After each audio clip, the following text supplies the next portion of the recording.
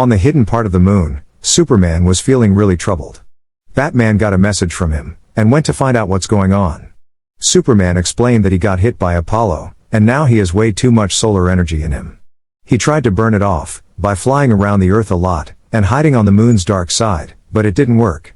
He was scared he couldn't control his powers and might hurt people. Batman listened and said, "They don't know everything about Superman's powers from Krypton." He thought Wonder Woman could help, but Superman didn't want her to see him like this. Batman insisted they face the problem together, and with their friends, they could figure things out. The moon's hidden side became a symbol of the challenges they needed to overcome as a team. Diana was in London, shopping for Christmas at Harrods. She knew Clark celebrated the holiday, but it felt strange to her. She shared her uncertainty with her friend Hesha. Hesha playfully reminded Diana that many people stress about their first Christmas with a new partner. She assured Diana that the value of a gift lies in the thought behind it, not just the item itself. Hesha encouraged Diana to pick something that showed she understood Clark. Taking this advice, Diana aimed to choose a gift that truly reflected Clark's identity, hoping he would appreciate the sentiment more than anything. Clark felt worried that Doomsday might have hurt Diana in their last fight. Even though heroes could always face danger, he saw Doomsday as his problem from the past. Batman, being practical, reminded Clark that Diana could choose her battles. As a couple, they had to face each other's problems together. What affected one of them affected both. Batman explained that Clark was raised as a regular person with powers, while Diana was raised to believe she was extraordinary. Batman suggested Clark should keep some of his dumb farm boy qualities and not become too reserved, unlike himself. Their talk was interrupted by a notification about a new danger.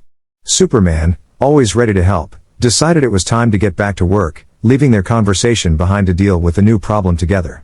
In a faraway place called North Africa, a really tough guy named Zod shows up through some weird portal. He's super powerful, and starts causing a lot of trouble, hurting and even killing people. To make things worse, he discovers he can fly.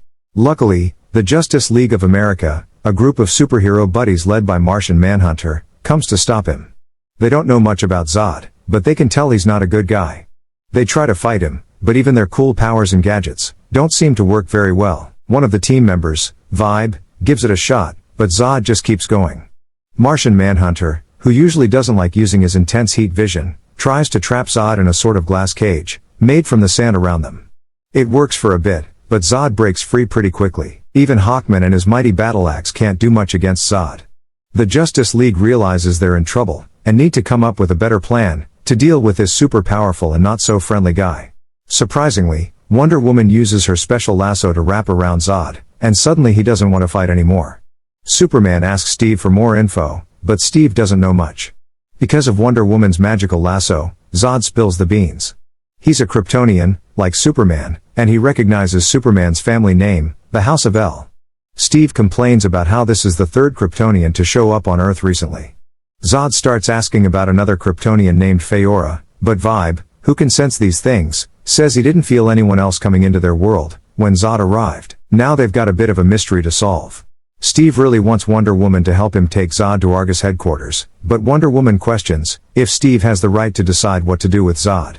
Superman steps in and says that because Zod is from the same planet as him, it's his job to deal with him and protect Earth. Wonder Woman agrees, and they all take Zod to Superman's secret place, the Fortress of Solitude. Superman apologizes for the messy room, but Zod is okay with it. He gets that people might not trust someone who escaped from the Phantom Zone. Zod also says he'd be happy to talk with Superman about his dad, Jor-El. But right now, he's more interested in finding out if anyone else from Krypton, especially a woman named Feora, ended up on Earth. So, they're all in Superman's icy fortress, trying to figure things out. After taking care of Zod, Wonder Woman tells Superman she got him an early Christmas gift. She arranged for their superhero friends to handle things so they could have some stress-free time together.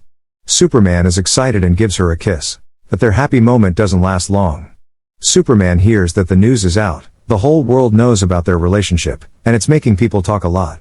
Now they have to handle everyone chatting about them. Superman and Wonder Woman are in love, but there's a problem. Superman, whose real name is Clark Kent, likes to keep his identity as a regular person secret. Wonder Woman, also known as Diana, thinks it might be better for him to just be Superman all the time. Clark, though, enjoys the challenge of balancing his superhero life with being a regular guy and a writer. Recently, news of their romance got out through a website, he shares with Cat Grant. Curious about how this happened, he decides to investigate. Amidst worries about villains like Zod and the Doomsday attack, Clark asks Diana to meet him at the Fortress of Solitude later. Diana agrees, wondering if there's a way they can find a middle ground between their different perspectives on life. In the Fortress of Solitude, Zod, the bad guy, manages to get out of his room and finds a room with lots of screens. He sees that Earth is a good place for his evil plans. Zod then finds out about the Phantom Zone portal and learns how Superman's dad sent him to Earth. This makes Zod really angry, and he almost breaks the computer. But he stops himself, deciding there are other ways to get back at Superman. When Superman comes back to the fortress, Zod is back in his room. Zod doesn't pay attention to hints about his past with Jor-El and asks about Doomsday. Zod explains that he volunteered to go into the Phantom Zone to keep an eye on Doomsday. But when he hears that Doomsday is on Earth, Zod gets worried. He demands Superman to bring a Phantom Zone lens to him right away. Clark gets the device, and Zod tells him to turn it on. After Clark does that, Zod says a special Kryptonian phrase, and the bubble around him disappears. Clark is surprised, and Zod mocks him, saying Clark doesn't understand his own people's technology. Zod reveals that the containers in the collection aren't cages, but shipping containers that open with a simple command. Since Clark didn't know, Zod guessed the default command, and it worked. Now, Zod loudly says the command, setting all the creatures in the collection free. While Superman is busy dealing with the freed creatures, Zod starts working on opening the Phantom Zone to bring someone out. Superman tries to stay focused, and asks Zod what he's up to. Zod is determined, and explains that if Wonder Woman was stuck in the zone, Superman would do whatever it takes to rescue her. He reveals that he is someone trapped in the zone, and he won't let anything stop him from getting her out. Before Superman can react, Zod successfully brings out a worn-out Faora from the Phantom Zone. Wonder Woman goes back to her home island, Themyscira, to see her mom. Unfortunately, her mom got turned into a stone statue, because of Hera's anger. Hera was upset because Wonder Woman's mom, Hippolyta, had a relationship with Zeus, who is Hera's husband. This affair led to Diana being born. The other Amazons, who were once like sisters to Diana, got turned into snakes. Diana comes to her mother's stone statue, asking for forgiveness, because she hasn't been able to free her, or visit more often. She admits that, like many kids, she's only seeking her mother's help because she's struggling. Diana explains that her choice to be with Superman is causing problems, because he won't give up his secret life for her, a life she can't be a part of. She's unsure if Superman even wants her to be involved. This uncertainty troubles her, because she's used to the strength that comes with being the daughter of a god. But, in the end, she wonders why she's worrying so much about a man. While Superman is dealing with the creatures he kept in his Fortress of Solitude, Zod set them free by using a password that Superman thought were just normal cells. Superman didn't know the right way, because he was unfamiliar with his home planet's customs. With Superman busy, Zod took advantage of the situation. He successfully brought Faora from the Phantom Zone and escaped with her. Diana hears the hissing of the Amazon snakes, and they guide her to the big doors of Tartarus. She's worried to see that the doors, the Amazons protected for a long time, are broken. Something dangerous has escaped. Wonder Woman follows the trail, and finds the demon on the island. She defeats it, and uses her lasso of truth to seal the doors again. Clark, also known as Superman, rushes outside to go after Zod and his friend, but he can't find them. He asks Batman for help, and tells him to keep the rest of the Justice League away from it.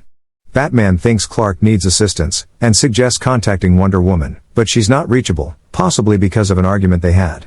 Batman gets annoyed, and says they can't let their personal issues affect the safety of the world. He agrees to talk to Cyborg for help. As they hurry away, Zod tries to calm down Faora, because the Earth's air is making her act wild and confused. Instead of calming down, she fights with him. Zod has to defend himself and pins her to the ground. When the sun's rays reach her, she gets back to her senses, and is glad Zod is with her, realizing their plan worked. Superman shows up, and wants to know what's going on. Zod says that together, he and Faora could easily defeat this member of the House of El on their own. Before leaving the island, Diana says her goodbyes. Just as she steps onto the beaches, she finally gets Cyborg's message, telling her that Superman needs help. Quickly, she rushes to help him. When she arrives, she sees that Clark is in a tough situation. Seriously, she warns in their native Kryptonian that it's foolish to challenge Superman, and she will protect him. While fighting Superman, Zod says he doesn't want to kill him. Losing a fellow Kryptonian is a waste, when they've already lost so much. Zod suggests Clark join them. If he refuses, Zod won't let him stop their plans. Zod holds onto Clark's neck tightly, and asks Wonder Woman for help, while she does the same to Feora. Zod proposes they stop hurting each other's friends, let them go their separate ways, and meet up later. Despite Superman's objections, Diana agrees, saying it's not a loss but a clever move.